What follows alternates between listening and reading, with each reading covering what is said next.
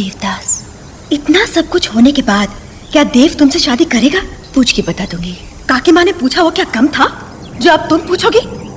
कितना अपमान हुआ उनका वहां पर माँ का अपमान देव ने तो नहीं किया ना। तो क्या तुम जाकर देवदास से सिंदूर मांगोगी? लाज नहीं आएगी पारो? जो चीज अपनी हो उसे मांगने में लज्जा कैसी? तुम तो झूठ मूठ का सिंदूर लगाते हो मनु दीदी।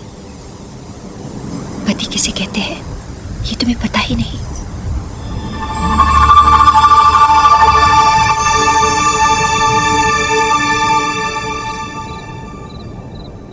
पारो,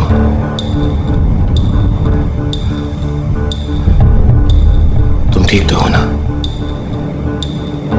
इतनी रात का है, अंधेरे में तुम्हें डर नहीं लगा? ना, आज मुझे किसी से भी डर नहीं लगता। बदनामी से भी नहीं? नहीं, जिस वक्त तुम्हारे पास तुम्हारे साथ होती हूँ तो बदनामी का भी नहीं। तो तुम इस वक्त यहाँ पर क्यों आई हो? नदी सागर से मिलने क्यों जाती है? सूरजमुखी हमेशा सूरज की तरफ ही क्यों देखता है? और ये पारो अपना स्वाभिमान, अपनी कुल की मान मर्यादा सब कुछ छोड़कर रात के इस वक्त अपने देव के चरणों में जगह मांगने क्यों आती है? इन सारे सवालों का सिर्फ एक ही जवाब है देव। जवाब तो एक है पारो, पर सवाल बहुत सारे हैं। कोई सवाल नहीं जब तक हम दोनों साथ हैं। पर यही तो वो लोग नहीं चाहते। तुम क्या चाहते हो? तुम्हारी खुशी। पर पारो, बाबूजी इस रिश्ते को हमारी नजरों से नहीं देखेंगे। हम उन्हें मना लेंगे।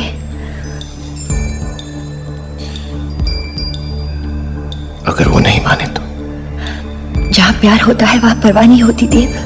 जहां आग होती है वहां पर धुआं तो उठता है ना पारो। और मैं नहीं चाहता कि हमारे परिवारों के बीच में लगे इस आग के धुएं में हम दोनों खो जाएं। खोना तो हर हाल में है देव, या तुम्हारे साथ या तुम्हारे बगैर। चलो, तुम्हें घर पहुंचा दो। साथ चलोगे? बदनामी से डर नहीं लगेगा?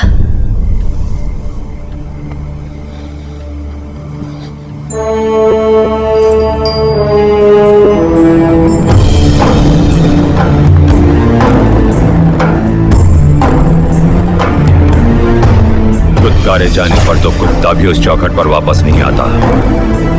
जब दिन के उजाले में बात न बनी तो रात का सहारा लिया तूने। खुलेआम कोठा क्यों नहीं खोल लेते तुम माँ बेटी?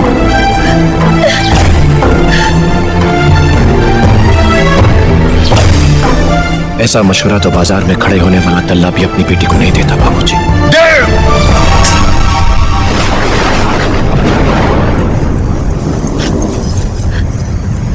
पारो, मैंने तुझे दिए के साथ साथ देवदास के लिए जलते हुए देखा है पारो। तेरी चाहत की इतनी कीमत है मेरी नजर में कि अगर पूछ कर गई होती देवदास के पास तो एक रात के लिए तेरे वैश्या बनने पर भी मुझे ऐतराज ना हो। मैं तो बस पूछने गई थी। और जवाब क्या आया पारो? बता। तू अकेली तो नहीं गई थी पारो, हमारे घर की आबरू को अपने सीने से लगा कर गई थी तू। खुद तो वापस आ गई और उसे वही छोड़ आई। अब जाने भी दीजिए ना बाबूजी, छोटी सी बात का इतना बड़ा तमाशा क्या बनाना। वैसे पारो की इस शॉल का क्या करें? कह दो इसे जाकर लौटा आए। ये रिश्ता नहीं हो सकता। मैं ऐसा नहीं करूंगा। डोंट फॉरगेट योरसेल्फ देव। तुम भूल रहे हो तुम किसके साथ बात कर रहे हो। एक सरफिरे जमींदार से जो दूसरों के घर की बेटी को कोठे पर बिठाने की बात। शरीफ घराने की लड़कियां रात के 2 बजे पड़ोसी के लड़के के कमरे से नहीं निकलती देव। कितना मजबूर होगा उसका प्यार, और उसे मजबूर आप लोगों ने किया। बस, मैं तुम्हारी कोई बहस नहीं सुनना चाहता। मैं भी आपसे बात नहीं करना चाहता। फाइन, फैसला हो चुका है। Case is dismissed. I object.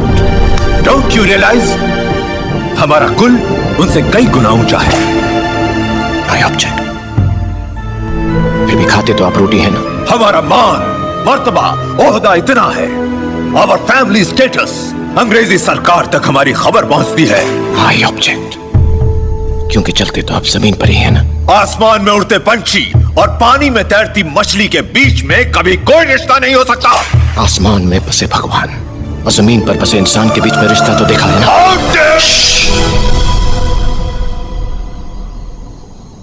I said I object.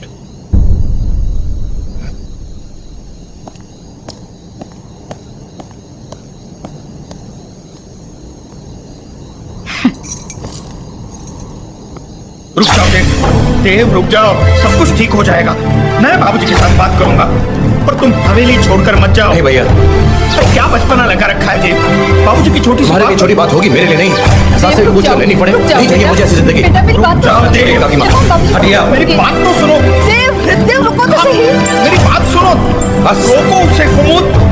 देव मेरी बात सुनो। नहीं जाओगे, तुम कहीं नहीं जाओगे। छोटी माँ फिर बाबूजी से बात करनी, ये सब ठीक हो जाएगा। नहीं धर्मदा, इस तूफान का गुजर जाना ही अच्छा है। मैं अगर तुम क्या तो बहुत नुकसान हो जाएगा। हट जाइए। बात सुनो देव, छोटी माँ के। देव जा रहा है पारो, तेरे साथ साथ आज उसके भी इम्तिहान की घड़ी है। आज ये भी देख ले, उसे प्यार की परवाह है या परिवार की। वो तुझे अपने साथ लेकर जाता है या छोड़कर चला जाता है। और अगर नहीं लेकर जाता तो आज के बाद वही होगा जो तेरी माँ की मर्जी होगी। देवा, मैं तुम्हें नहीं जाने दूंगा। रुक जाओ देवा, देवा रुक जाओ। हट जाओ धर्मदा।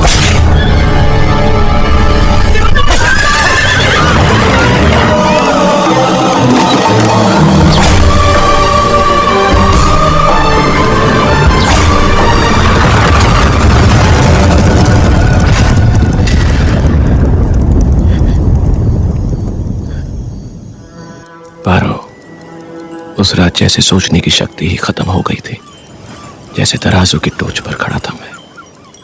तुम्हें खुश देखना चाहता हूं तो बाबूजी को दुखी करता हूं, और ये तो तुम भी नहीं चाहोगी ना पारो। नदी सागर से मिलने क्यों चाहती है? सूरजमुखी हमेशा सूरज की तरफ ही क्यों देखता है? इन प्रश्नों का उत्तर ढूंढने के बदले क्यों ना हम इस प्रश्न को ही खत्म कर दें। यही सोच लें कि हमारे बीच प्यार कभी था ही नहीं। हमारे बीच जो कुछ हुआ वो एक लड़कपन था। आज से तुम मेरे लिए वही पड़ोसी की लड़की हो और मैं तुम्हारा दोस्त देव। ऐ पारो, जल्दी से तैयार होकर नीचे आ जा, तेरे ससुराल वाले आए हैं।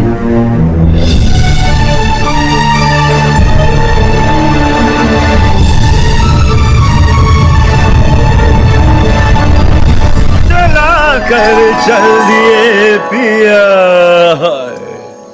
क्यों बुझा दिया, क्यों?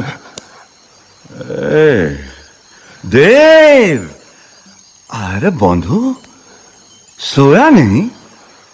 अरे क्या आपको हमारा घर पराया लगता है क्या? ऐसी कोई बात नहीं है चुन्नी बाबू, बस यूं ही नींद नहीं आई। ओ, ये लो नींद। आप जानते हैं मैं शराब नहीं पीता। अरे तो बात क्या है, जहां खैर से खुश होकर जीना चाहिए वहां खैर से इतने खामोश बैठे हो। अरे खैर से इतने खोए खोए हो कि पता ही नहीं चलता कि आप घर पे हो। ऐसी कोई बात नहीं है। माँ बाप से झगड़ा हुआ है क्या? नहीं। तो क्या गुस्ताख दिल की सजा भुगत रहे हो? वही तो दस दिल होता है, दस दर्द होता है। इन दोनों का रिश्ता बहुत करीबी होता है बंधु, बहुत करीबी। आपको कोई दुख नहीं? ये तो हंसता हुआ चेहरा है जो लोगों को नजर आता है। आप तो जानते ही हो परिवार में है कौन? सिर्फ मैं और मेरी दौलत। इसलिए तो संगीत को गोद ले रखा है, ठुमरी को बेटी और दादरा को बेटा बना रखा है। दादरा ये दा बड़ा पेचीदा है बोली। दस दिल भी होता है, दस दर्द भी होता है, दस दुनिया भी, दस दौलत भी, दस दस्तूर भी, दस दोज़ख भी, दस दुआ भी, दस दये भी, दस दोस्त भी, दस दीवाना भी। अब दस ये दीवानापन छोड़ो दोस्त, तो चलो दस से कहीं दूर चलते हैं। यहाँ दस से मेरा दम घुटा जा रहा है। चुन्नी बाबू, कहाँ चलोगे? जहाँ जाना चाहो, जहाँ रोज रात आप जाते। वहां चलो। छम छम छम छम छम छम छम।